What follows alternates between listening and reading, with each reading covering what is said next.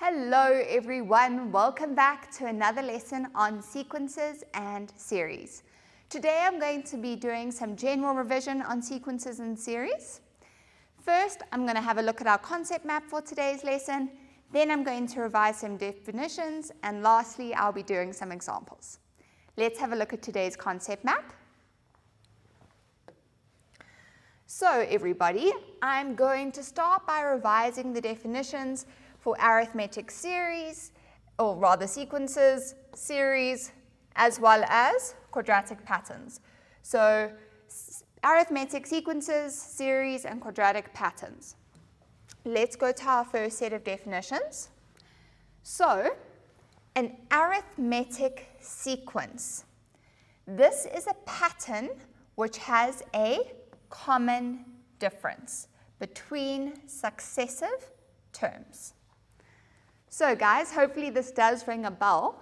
An arithmetic sequence most important property is the fact that there is a common difference.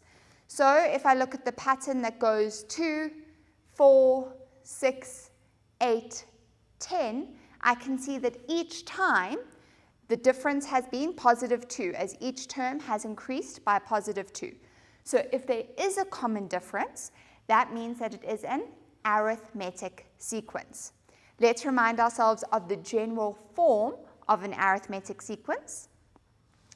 So just a reminder everyone, for an arithmetic sequence, the nth term is Tn is equal to a plus n minus 1d. A represents the value of term 1 and d represents my common difference. So again, this is what makes an arithmetic sequence an arithmetic sequence. Also, just a little bit of a reminder, if I'm worried about calculating the common difference will be equal to term 2 minus term 1, or term 3 minus term 2, but in general, I can say it's equal to Tn minus Tn minus 1. So that is the definition of an arithmetic sequence. Moving on, we're going to be talking about a quadratic sequence now. This is a pattern where the second differences are equal to each other. I'm just going to pause for a second and say that if you are given a pattern and you are not told what type of pattern it is, it's important for you to test whether the pattern has first differences, because if it has first differences, then we know that it is in fact an arithmetic sequence. If there aren't first differences, please don't stop at that point. Please test to see whether there are second differences present, because second differences being present and second differences being equal, the second difference has to be equal, everybody. This means that it is in fact a quadratic pattern. I'm going to go back to the board to revise the nth term of a quadratic pattern, but I'm also going to be reminding you on how we actually can determine the values that we have to substitute into the quadratic pattern. Let's go back to the board. So the general term for a quadratic pattern is Tn is equal to an squared plus bn plus c. Just a reminder on how to actually find the values of a, b, and c. We will take 2a and equate it to the common second difference. Then we will take 3a plus b and equate that to term 1 of the first differences.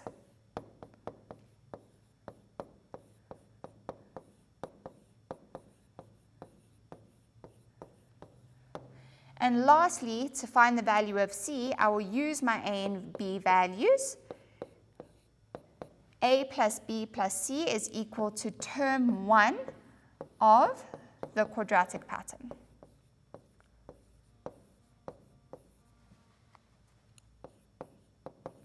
Cool. I hope that everyone's with me so far. So arithmetic sequence, common, first differences. Quadratic sequence, common, second difference. Let's look at the next slide. If I now want to define what an arithmetic series is, please make sure, everybody, that you know the difference between a sequence and a series. Let's look at the series definition. So an arithmetic series is formed when the terms in an arithmetic sequence are added together. So please don't let this confuse you, because we've got the words series and sequence in the definition. But the main difference is that the series is an actual sum. It is created when I add the values of an arithmetic sequence together. So seeing those plus signs are giving me an indication that this is in fact a series. So in a test or in an example, when you see those additions or sometimes subtractions, because if you add a negative value, it's negative, that is giving you a clue that it is in fact a series.